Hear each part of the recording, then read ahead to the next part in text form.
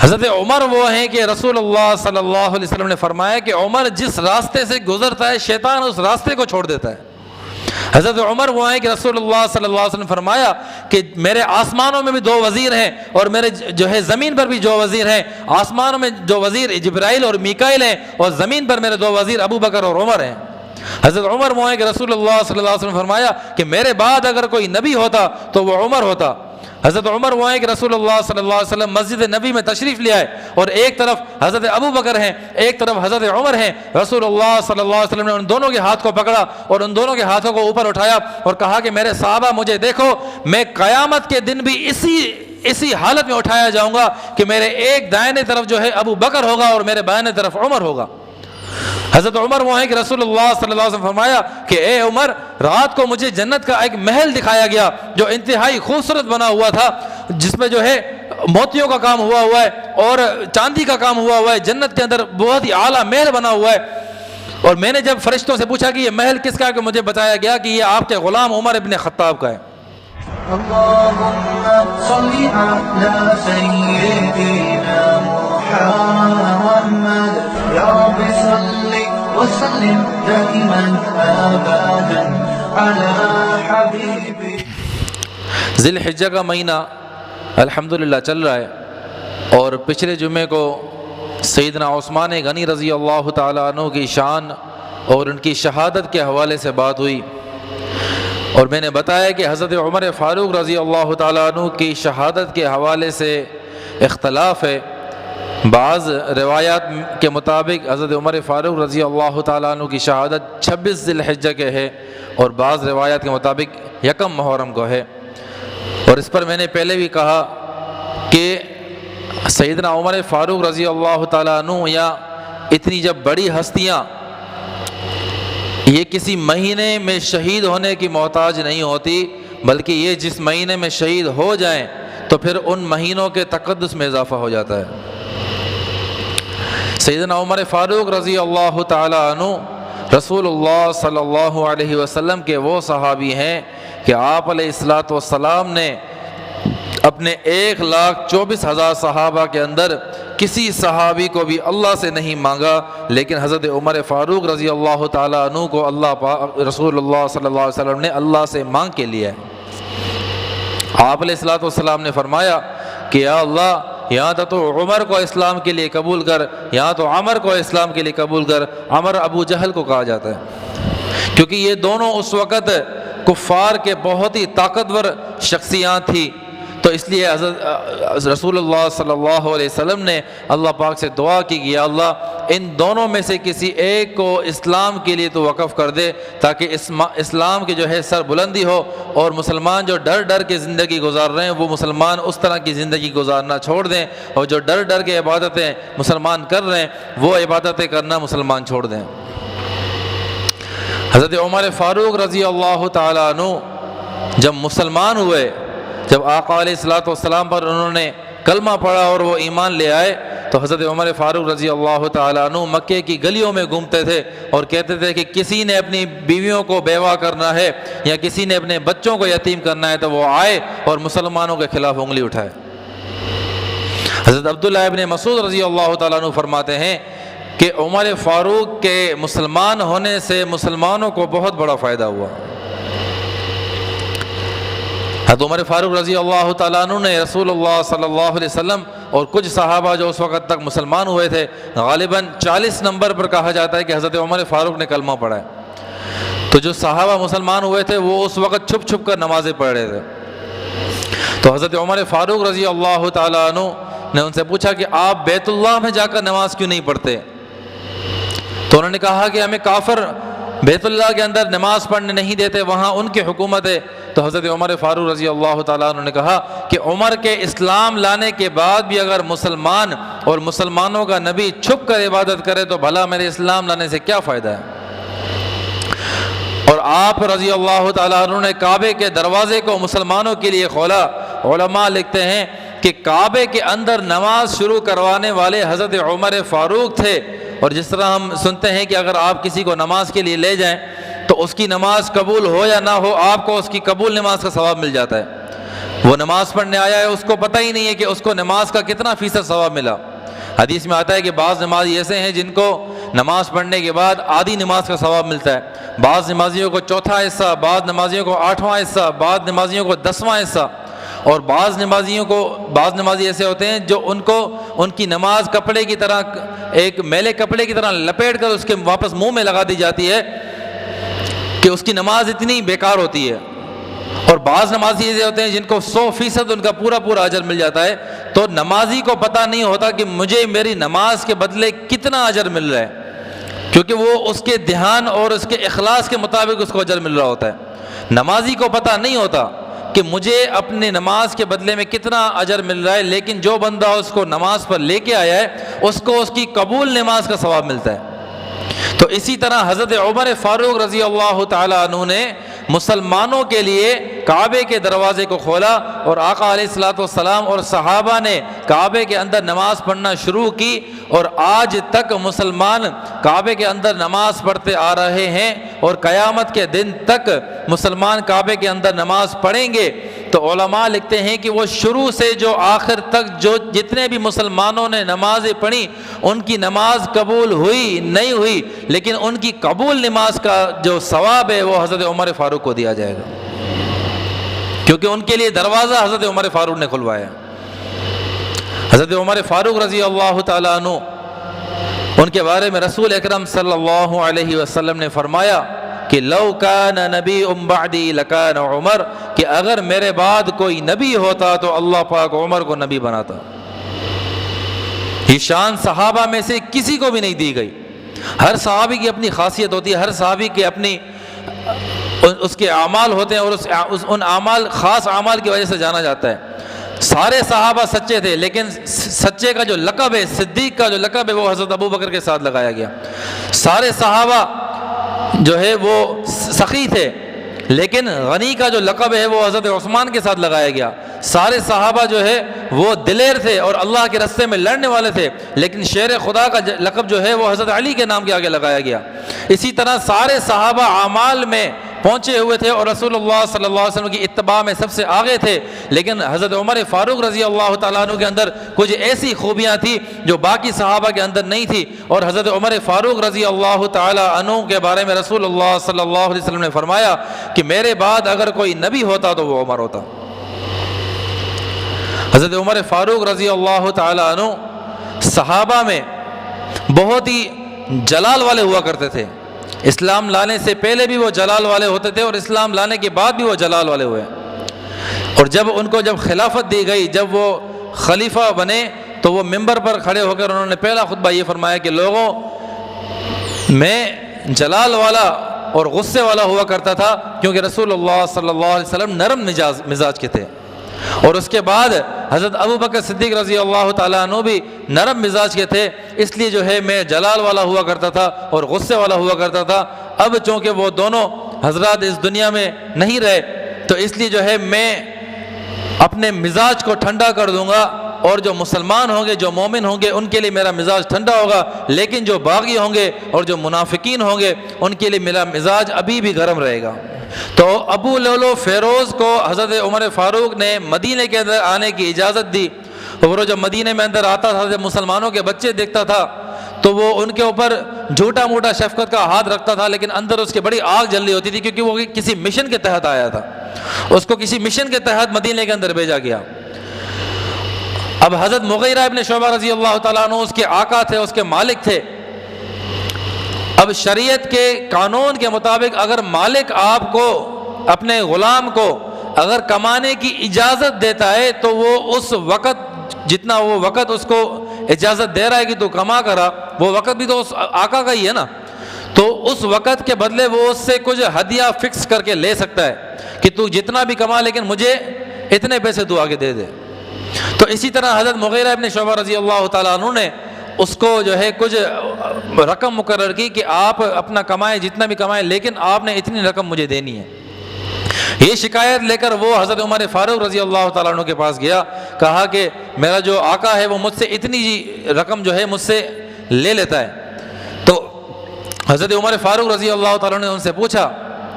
کہ تم کتنا کما لیتے ہو؟ جب اس نے بتایا کہ میں اتنا کماتا ہوں تو حضرت عمر فاروق رضی اللہ تعالیٰ عنہ نے جواب دیا تو پھر تو اس کا حق ہے کہ وہ تم سے اتنی رقم وصول کرے۔ بہرحال وہ اس پر بہت غصہ ہوا کہ میری بات کو ٹالا گیا، میری بات کو نہیں مانا گیا۔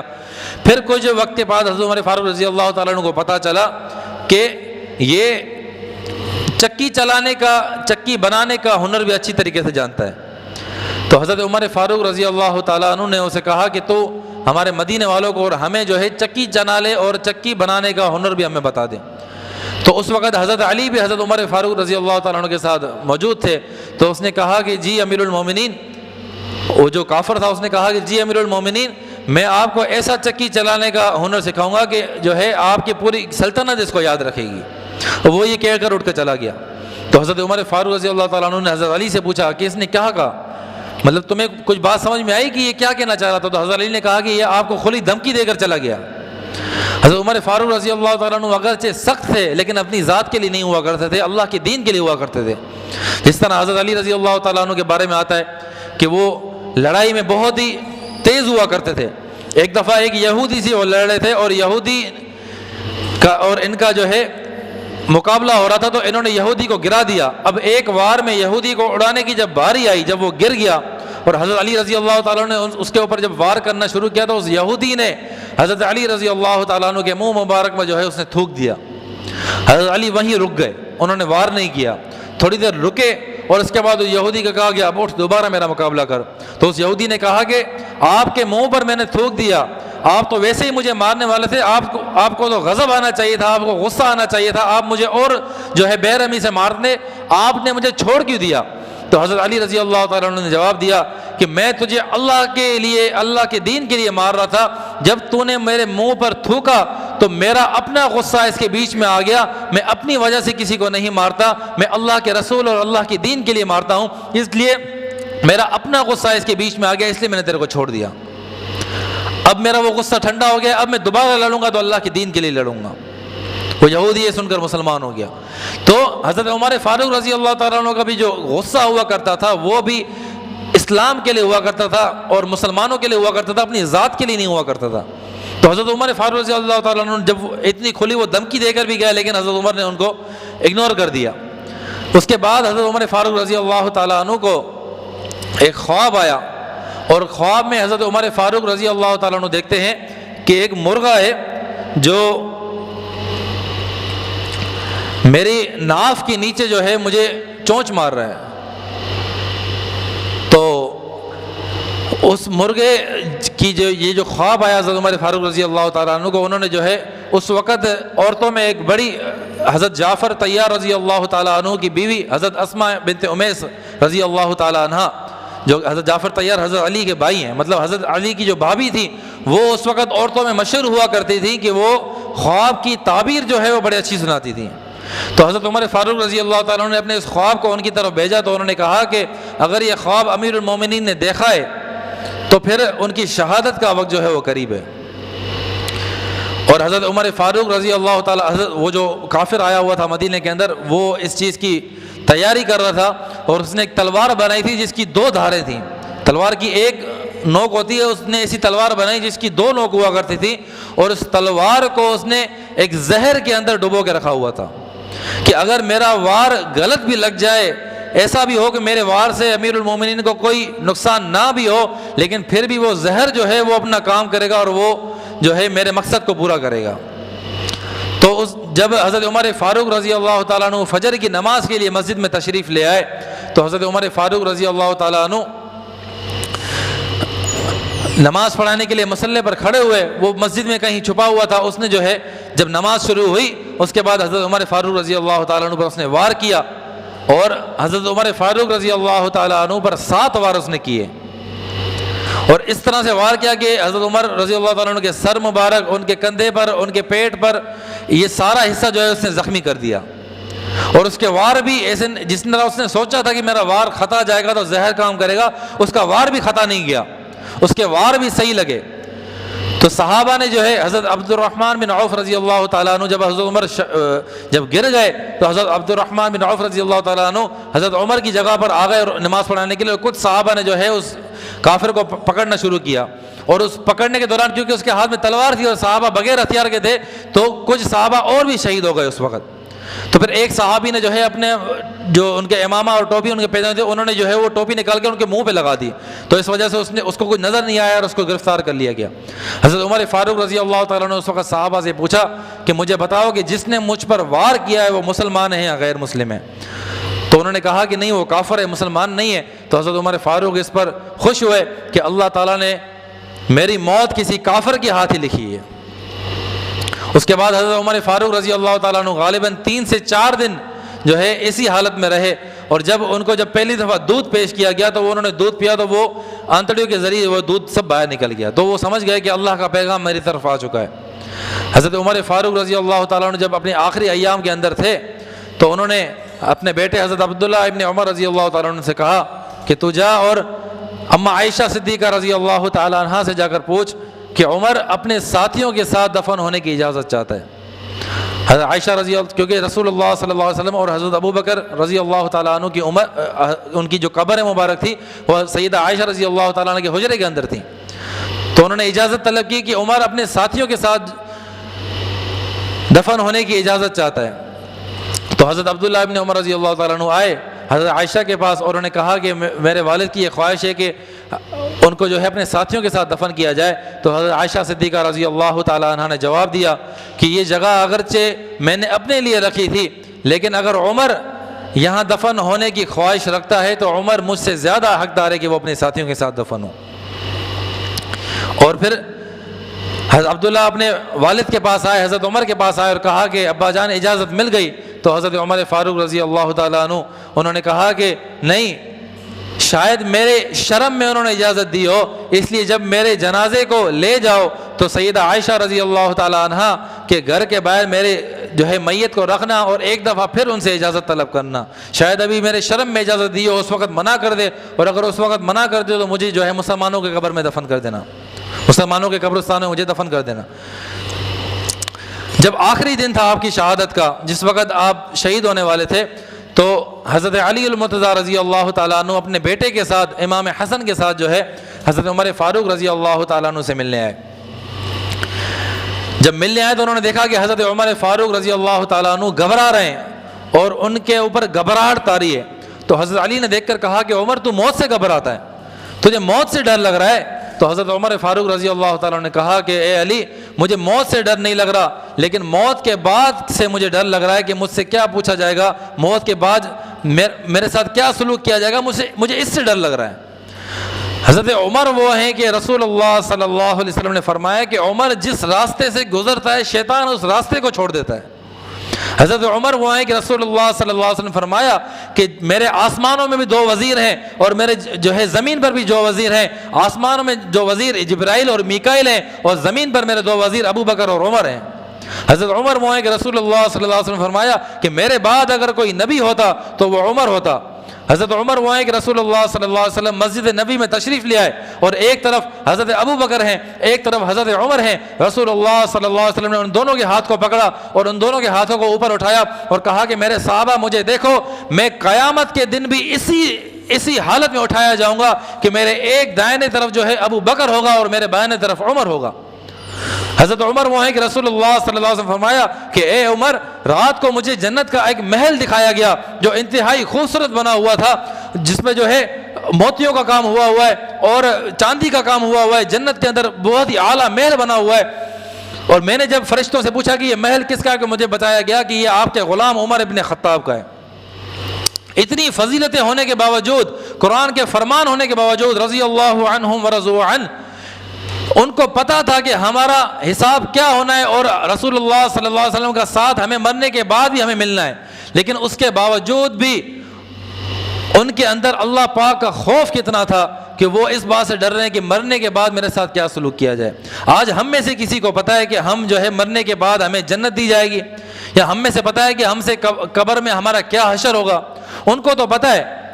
حضرت عمر فاروق رضی اللہ تعالیٰ عنہ رسول اللہ سے پوچھتے ہیں کہ یا رسول اللہ،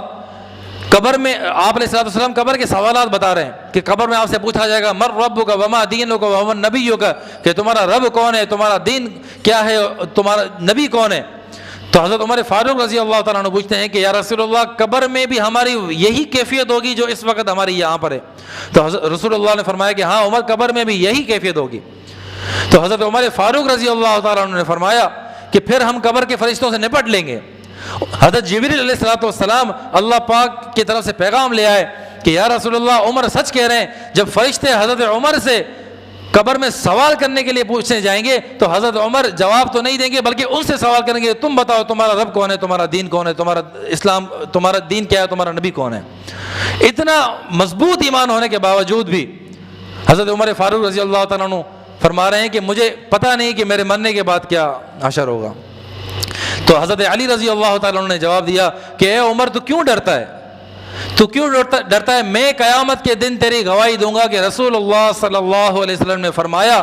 کہ جنت کے نوجوانوں کے سردار کون ہیں؟ حسن و حسین ہیں، لیکن رسول اللہ صلی اللہ علیہ وسلم نے فرمایا کہ جنت کے جو بڑی عمر کے لوگ ہیں ان کے سردار ابو بکر اور عمر ہیں۔ تو حضرت عمر فاروق رضی اللہ تعالیٰ نے فرمایا کہ تو قیامت کے دن گواہی دے گا؟ کہا کہ ہاں میں بھی گواہی دوں گا اور میرا بیٹا حسن بھی گواہی دے گا۔ تو حضرت عبداللہ ابن عمر رضی اللہ تعالیٰ عنہ نے ان کو جو ہے زمین پر ڈالا اور حضرت عمر فاروق رضی اللہ تعالیٰ عنہ زمین پر جو ہے اپنے مٹی پر اپنے جو ہے چہرے مبارک کو لگا کر انہوں نے کہا کہ ویل لک یا عمر، کہ اگر تیرے رب نے تجھے معاف نہ کیا تو عمر تو ہلاک ہو جائے گا۔ کتنا بڑا ایمان، کتنا بڑا مرتبہ، لیکن آخرت کی فکر کتنی ہے، اور ہم اپنے آپ کو دیکھیں کہ ہمیں آخرت کی کتنی فکر ہے۔ حضرت عمر فاروق رضی اللہ تعالیٰ عنہ کو جب شہید کیا گیا، جب ان کی شہادت ہوئی تو ان کے بعد ان کے ان کے میت کو جو ہے حضرت عائشہ رضی اللہ تعالیٰ عنہ کے گھر کے باہر جو ہے رکھا گیا اور پھر اجازت طلب کی گئی۔ حضرت عائشہ رضی اللہ تعالیٰ عنہ انہوں نے اجازت دے دی اور وہ گھر سے باہر نکل آئیں، صحابہ اندر گئے اور رسول اللہ صلی اللہ علیہ وسلم کے قدموں پر حضرت عمر فاروق رضی اللہ تعالیٰ عنہ کو دفن کیا گیا۔ تو صحابہ فرماتے ہیں کہ حضرت عبداللہ ابن عباس رضی اللہ تعالیٰ عنہ فرماتے ہیں کہ جب حضرت عمر فاروق رضی اللہ تعالیٰ عنہ کو دفن کیا جا رہا تھا تو سارے صحابہ آ رہے تھے اور تعزیتی کلمات کہہ رہے تھے کہ اے عمر تیری وجہ سے مسلمانوں کو اللہ پاک نے یہ عزت عطا کی، تیری وجہ سے مسلمانوں کو یہ سر بلندی ملی، اور اسی طرح ہر صحابی جو ہے تعریفی کلمات کہتا، تعزیتی کلمات کہتا اور وہ چلا جاتا۔ پھر حضرت عبداللہ ابن عباس رضی اللہ تعالیٰ عنہ فرماتے ہیں کہ میرے کندھے پر ایک شخص نے جو ہے ہاتھ رکھا اور اس نے یہ کلمات کہے کہ اے عمر، زمین پر جتنے بھی بندے اللہ کے بندے گھومتے تھے میری یہ خواہش ہوتی تھی،